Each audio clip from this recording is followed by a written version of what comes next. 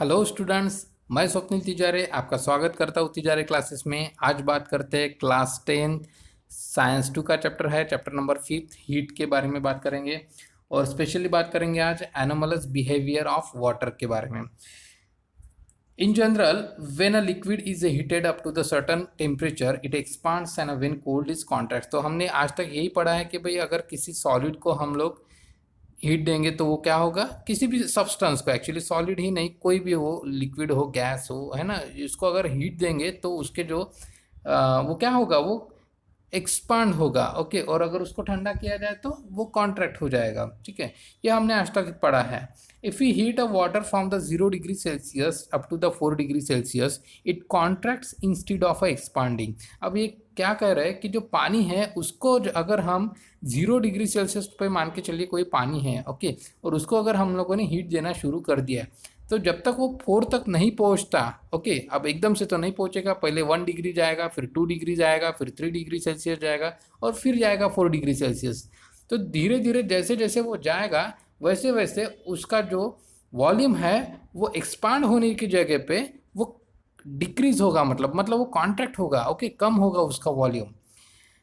अब at the 4 degree Celsius its fall volume is a minimum due to the contraction. तो 4 degree Celsius पे पानी का जो वॉल्यूम होता है वो सबसे कम होता है, बोलते हैं, ओके, सबसे कम होता है 4 डिग्री सेल्सियस पे। फिर बात करते हैं कि यही जो उसका बिहेवियर है पानी का, ठीक है, इसी बिहेवियर को हमने कहा anomalous behaviour of a water, okay, जो कि वो दिखाता है अपना 0 डिग्री सेल्सियस से लेकर 4 डिग्री सेल्सियस के बीच में। ठीक है, अब आगे बात करते हैं। If a 1 kg of a water is heated from the 0 degree Celsius and its volume is plotted as function of a temperature, we get a graph. Okay, अगर मान के चलिए कि हमने 1 किलो पानी लिया, ठीक है ना, जनरली हम लोग 1 लीटर में गिनते हैं, लेकिन जो यहाँ पे जस्ट एक आइडेंटिफिकेशन के लिए दिया है कि भाई 1 किलो पानी लेके देखिए और उसका वॉल्यूम के बारे में अगर बात करेंगे अभी, ठीक है, तो देखिए एक ग्राफ है दिया हुआ, उसके ज़रिए हम लोग इसको समझेंगे अच्छे से। तो देखिए यहाँ पे नीचे क्या दिया है, टेम्परेचर दिया है डिग्री सेल्सियस में, ओके, जैसे कि यहाँ पे 1 डिग्री, 2 डिग्री, 3 डिग्री, 4 डिग्री, है ना, ये नीचे एक्स एक्सिस पे आपको टेम्परेचर दिया गया है। और साथ ही में वाई एक्सिस पे आप देख सकते हैं कि स्पेसिफिक वॉल्यूम दिया है यहाँ पे, है ना, मतलब उस वक्त उस चीज़ की वॉल्यूम कितनी थी। जैसे कि मान के चलिए 1 डिग्री की अगर बात करते हैं तो अप्रॉक्सीमेटली उसका जो वॉल्यूम था वो इतना था, वो 1000.05 इतना उसका वॉल्यूम था। ओके, अब देखिए जैसे जैसे हम उसका टेम्परेचर, सबसे पहले जब वो 0 पे था, ठीक है, तब उसका जो वॉल्यूम था वो कितना था, ओके, तब वो था 1000.10 डिग्री, सॉरी 1000.10 सेंटीमीटर क्यूब पर ग्राम इतना था। ओके, जब हमने उसको क्या किया, टेम्परेचर दिया नीचे से, है ना, उसको गर्म किया थोड़ा सा, तो वो धीरे धीरे क्या हो गया, उसका टेम्परेचर बढ़ते गया। पहले 1 डिग्री आया तो आप देख सकते हैं कि 1 डिग्री पे उसका जो टेम्परेचर था, उसका जो वॉल्यूम था वो था 1000.05। मतलब देखिए वॉल्यूम जो है वो कम हुआ, हमने टेम्परेचर बढ़ाया जैसे ही उसका वॉल्यूम थोड़ा सा कम हो गया। 2 डिग्री पे भी आप देख सकते हैं कि थोड़ा सा और कम हो गया। 3 डिग्री पे भी आप देख सकते हैं काफ़ी ज़्यादा कम हो गया। और 4 डिग्री तक जब वो आ जाता है तो उसका जो वॉल्यूम है वो एग्जैक्टली देखिए कितना हो गया, बिल्कुल वो जो है 1000 एग्जैक्ट आपको मिल गया है ना। उसके बाद में जब हमने और आगे उसको बढ़ाया, टेम्परेचर देना और शुरू किया, ठीक है, 4 तक पहुंचने के और बाद, तब उसका वॉल्यूम अब कम नहीं हुआ और ओके, अब उसका वॉल्यूम फिर से बढ़ना शुरू हो गया। जैसे कि आप 5 डिग्री के पॉइंट पे देखिए, ये वाला पॉइंट थोड़ा सा उठा हुआ है एक्स एक्सिस पे से, 6 डिग्री वाला भी उठा हुआ है, 7 वाला भी उठा गया है, और ऐसे करते करते ये जो लाइन है ये बनती चली गई है। ओके, अब इस पे से क्या हमारे ध्यान में आता है कि पानी का जो है वो 4 डिग्री सेल्सियस पे सबसे कम उसका वॉल्यूम होता है। फिर अगर 4 से हम लोग उसके नीचे भी टेम्परेचर उसका लेके जाएंगे तब भी उसका वॉल्यूम बढ़ेगा, और 4 डिग्री से ऊपर भी अगर उसका टेम्परेचर लेके जाएंगे तब भी उसका वॉल्यूम बढ़ेगा। तो ये तो हो गई एनिमल्स बिहेवियर की बात। अब यहाँ पे हम लोग जानेंगे इस सेशन में कि होप एपरेटस क्या है। Okay, study of a animals behaviour of water using hope apparatus. तो होप्स नाम के एक साइंटिस्ट थे, ठीक है, उन्होंने ये एपरेटस बनाया था, तो इस ऑपरेटस का नाम भी होप्स एपरेटस ही रखा गया फिर। अब देखिए इसमें बहुत सारी थ्योरी है, ठीक है, तो ये थ्योरी तो मैं यहाँ पे अभी नहीं पढ़ूंगा, आपको बस ये एक बार पढ़ लेना है, लेकिन इस पूरी थ्योरी का निचोड़ मैं आपको इस डायग्राम के जरिए अभी बताने वाला हूँ, तो बच्चों ध्यान से देखिए। ओके,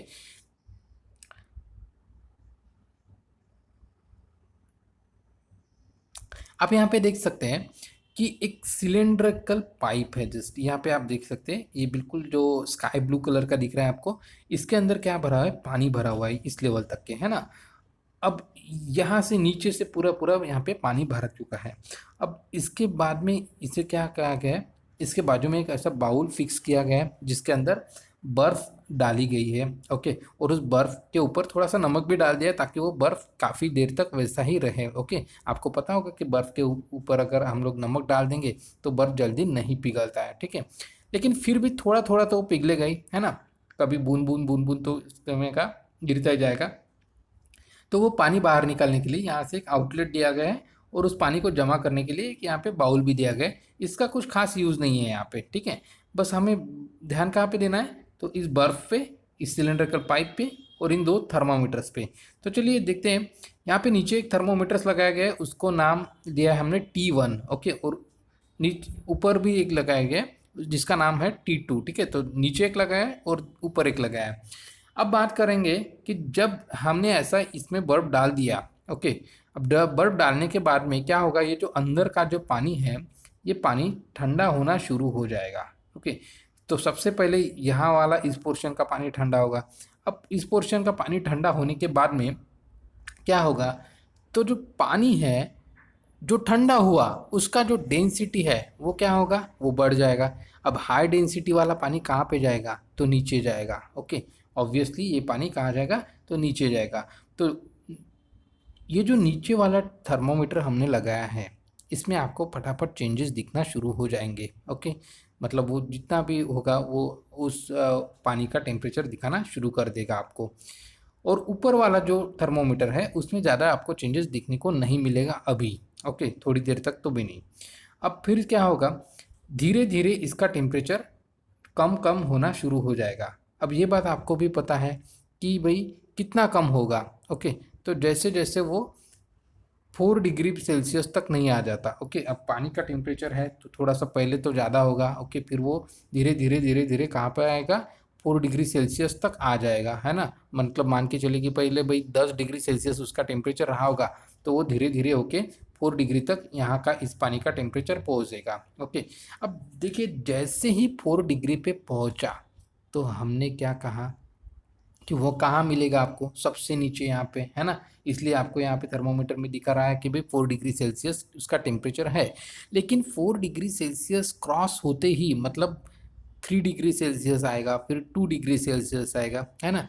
ऐसा जब शुरू हो जाएगा, 4 डिग्री से नीचे उसका टेम्परेचर जब आना शुरू हो जाएगा, तब क्या होगा कि उसकी जो डेंसिटी है वो फिर से कम हो जाएगी। अब कम डेंसिटी वाली जो चीज़ है वो कहाँ जाती है, तो वो पानी के ऊपर जाती है। मतलब ये जो बहुत ज़्यादा ठंडा पानी है, ठीक है, जो कि 4 डिग्री सेल्सियस के नीचे उसका टेम्परेचर है, उसकी डेंसिटी कम हो गई, और कम होने की वजह से ये पानी अब ऊपर की जगह पे ले लेगा, है ना। और फिर ऊपर का जो पानी है वो कहाँ जाएगा, उसका तो टेम्परेचर कम है। ओके, लेकिन उसकी जो डेंसिटी है वो कंपेरेटिवली इस पानी से क्या है, थोड़ी सी ज़्यादा है, तो ये पानी नीचे आ जाएगा। ओके, और ये पानी ऊपर चला जाएगा। ओके, तो इस वजह से क्या होगा कि ये जो 4 डिग्री सेल्सियस है वो ये धीरे धीरे धीरे धीरे उतना ही मेंटेन रहेगा। ओके, लेकिन अब ये जो पानी ऊपर जा रहा इसकी वजह से क्या होगा कि ये जो ऊपर आपने थर्मोमीटर लगाया है T2, इसमें भी आपको अब चेंजेस दिखना शुरू हो जाएंगे, ठीक है। शुरुआत में नहीं दिखेंगे लेकिन अब दिखना शुरू हो जाएंगे कुछ देर के बाद में। अब इसमें क्या हो जाएगा कि ये डेंसिटी कम होने की वजह से ये आप पानी ऊपर तो गया, अब इसको भी ठंडा करने लगा। ओके, और ये तो पहले से ही ठंडा हो रहा था क्योंकि ऑब्वियसली ये यहाँ से प्रोसेस होके आ रहा था। ओके, तो धीरे धीरे ये भी ठंडा हो रहा। तो एक समय ऐसा आएगा कि भाई इसका भी जो है ये 4 डिग्री सेल्सियस पे पहुंच जाएगा, और ये तो पहले से भी था। ओके, 4 डिग्री सेल्सियस, मतलब पहले से मतलब धीरे धीरे होते आया, लेकिन इसका प्रोसेस फास्ट हुआ, इसका प्रोसेस स्लो हुआ। एक समय ऐसा आएगा कि दोनों का जो टेम्परेचर है वो 4 डिग्री सेल्सियस पे पहुंच जाएगा। ओके, और उसके बाद में क्या होगा फिर?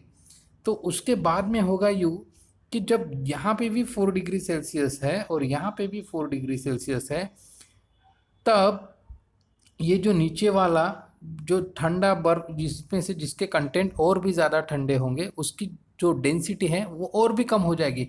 तो बहुत ज़्यादा कम डेंसिटी वाली जो पानी है वो यहाँ पे शिफ्ट हो जाएगा, और इसकी वजह से इस थर्मोमीटर का जो टेम्परेचर है वो आपको 0 डिग्री सेल्सियस दिखाई देगा पहले। ओके, और फिर ये वाला 0 डिग्री सेल्सियस पे पहुंचने के बाद में धीरे धीरे ये भी नीचे वाला भी पानी जो है वो धीरे धीरे अपना टेम्परेचर कम करते हुए ये भी 0 डिग्री सेल्सियस तक पहुंच जाएगा कुछ देर के बाद में। लेकिन पहले ये 0 पे पहुंचेगा और ये कुछ देर के बाद में 0 पे पहुंचेगा। ठीक है, इसको और अच्छे से समझने के लिए यहाँ पे नीचे हमें एक ग्राफ दिया गया है ना। इस ग्राफ के जरिए हम लोग और अच्छे से समझ पाएंगे इसको। आप यहाँ देख सकते हैं कि T1 नीचे था और T2 ऊपर था, है ना। Thermometer 1, thermometer 2। तो थर्मोमीटर 1 का आप यहाँ पे देखिए, एक वाई एक्सिस पे आपको यहाँ पे टेम्परेचर दिया गया है और एक्स एक्सिस पे आपको टाइम दिया गया है ना। ये टाइम मिनट्स में दिया है, 5 मिनट, 10 मिनट, 15 मिनट, 20 मिनट, और टेम्परेचर जो है वो 0, 4 और 8 डिग्री सेल्सियस और 12 डिग्री सेल्सियस कुछ ऐसे दिए गए हैं कुछ कुछ इंटरवल्स के बाद में। अब यहाँ पे बात करेंगे हम कि T1 की। तो T1 में आपको पता है T1 कौन सा था? तो नीचे वाला जो थर्मोमीटर था वो T1 था। आप चाहे तो आपका जो किताब होगा वो सामने रखिए, आपको ज़्यादा आसान हो जाएगा समझने के लिए। T1 का जो टेम्परेचर है वो बिल्कुल सडनली फटाफट फटाफट गिरता चला गया। ओके, और T2 का जो टेम्परेचर है वो काफ़ी धीरे धीरे कम होता चला गया। लेकिन मतलब टाइम के अगर अकॉर्डिंगली चले तो T2 का जो टेम्परेचर है वो काफ़ी लेट गिरता चला गया, लेकिन T1 का एकदम से गिरता चला गया, है ना। अब यहाँ पे एक देखने वाली चीज़ है कि कुछ देर के बाद में दोनों T1 और T2 का जो टेम्परेचर है वो 4 डिग्री सेल्सियस आ चुका। ओके, मतलब ये रहा उसका कॉमन पॉइंट। कॉमन पॉइंट क्या आ रहा? तो 4 डिग्री सेल्सियस पे। ठीक है, और वो कौन से टाइम पे आया था? अप्रोक्सीमेटली 30 मिनट के बाद उस पहले पहले आ गया था। अब यहाँ पे देखने वाली चीज़ है कि जो T2 है उसका डिग्री सेल्सियस आप देख सकते हैं कि लाइन जो है वो एकदम से सडनली नीचे गिर गई। ओके, इसका मतलब क्या हुआ कि उसका जो टेम्परेचर है वो एकदम से कम हो गया, क्योंकि नीचे के जितने भी पार्टिकल्स हैं, मतलब पानी जो एकदम से ठंडा ठंडा जो कंटेंट्स थे उसमें, वो ऊपर चले गए उसकी डेंसिटी कम होने की वजह से, और उसकी वजह से ऊपर के थर्मोमीटर में 0 डिग्री सेल्सियस पहले आ गया टेम्परेचर। ओके, और इसीलिए वो जल्दी नीचे गिर गया। यहाँ पे लाइन आपको दिखाई देगी। ओके, और जो T2 था उसका टेम्परेचर कुछ देर के बाद में 0 पे पहुंचा। ओके, तकरीबन 15 मिनट का गैप फर्क पड़ा इसमें। ओके, तो इसके ज़रिए हमें ये समझ में आता है कि पानी जो है वो मतलब थोड़ा सा अलग ही बिहेव करता है यार, है ना। उसकी डेंसिटी भी उसके अंदर मायने रखती है। ओके, अब डेंसिटी, कम डेंसिटी वाली चीज़ हमेशा ऊपर जाती है पानी के। ये आपको एक बात यहाँ पे ध्यान में रखनी है। आपने देखा होगा कि लकड़ी का कोई भी टुकड़ा पानी के अंदर नहीं डूबता है। क्यों नहीं डूबता है? क्योंकि लकड़ी का डेंसिटी कम होता है। ठीक उसी तरीके से आप अगर तेल की कोई भी बूंद डाल देंगे पानी के ऊपर, ऑयल होता है अपने पास में, है ना, पेट्रोल डीजल कुछ भी डालो आप, ठीक है, तो ये भी पानी के ऊपर ही तैरता रहता है। क्यों तैरता रहता? क्योंकि उसकी डेंसिटी कम होती है, पानी की डेंसिटी ज़्यादा होती है, तो पानी नीचे रहेगा। ओके, अब ये जो पार्ट है ये बहुत ही इंपॉर्टेंस रखता है हमारी नेचुरल ब्यूटी के लिए भी। कैसे? तो आप यहाँ पे देख सकते हैं, एक पिक्चर यहाँ पे आपको दी गए हैं। इस पिक्चर में आप देख सकते हैं कि पानी है, कोई तालाब वालाब होगा। ओके, और उस तालाब के अंदर मछलियाँ हैं, एक्वेटिक लाइफ है, मतलब पेड़ पौधे है ना, बहुत सारी चीज़ें रहती है तालाब के अंदर भी।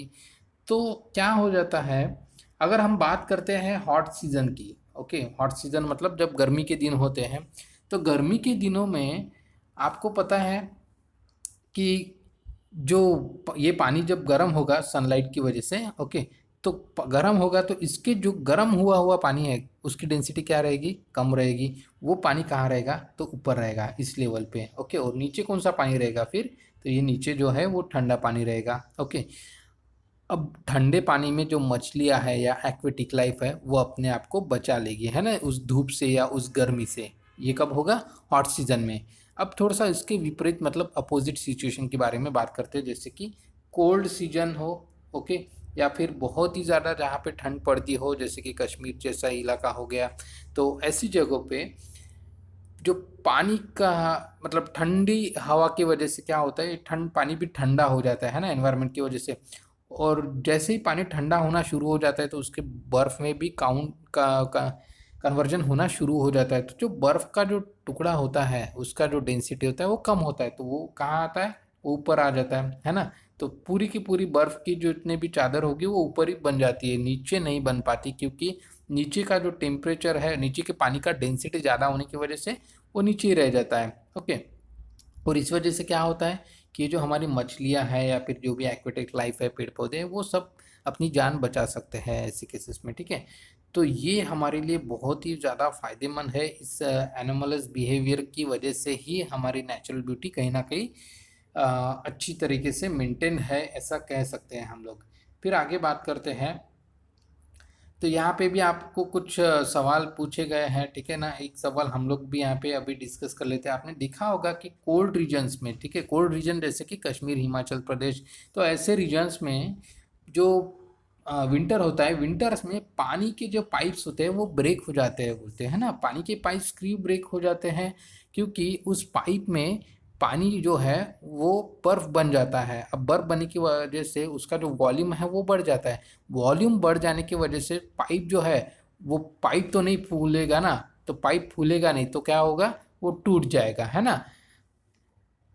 अब वैसे ही रॉक्स के बारे में भी है। जो रॉक्स मतलब जो पत्थर होते हैं ना, पत्थर के बीच में अगर पानी गिर जाए, ठीक है, और वो पानी कुछ देर के बाद में अगर बर्फ बन जाए, तो बर्फ क्या होगा, उसका वॉल्यूम बढ़ा देगा। ओके, वॉल्यूम बढ़ा देगा तो जो पत्थर की जो गैप है वो बढ़ जाएगी। अब धीरे धीरे ऐसे करते करते कुछ दिनों के बाद में या कुछ सालों के बाद में वो पत्थर जो है वो टूट जाता है पूरी तरीके से, उसको दो टुकड़े कर देता है ये जो पानी है वो, है ना। तो बहुत शक्तिशाली होता है। वॉल्यूम की भी बात, अगर बर्फ़ का वॉल्यूम जब बढ़ता है तो वो पत्थर के भी टुकड़े कर देता है। ओके। तो ये था आज का सेशन। बच्चों, मैं चाहूँगा कि आप ये मेरा वीडियो शेयर कीजिए आपके दोस्तों के साथ में, लाइक कीजिए। आपको अगर लगता है कि कुछ और भी वीडियोस चाहिए तो मुझे कमेंट्स में ज़रूर लिखिए। तो चलिए बच्चों, आज के लिए इतना ही। Thank you, bye bye.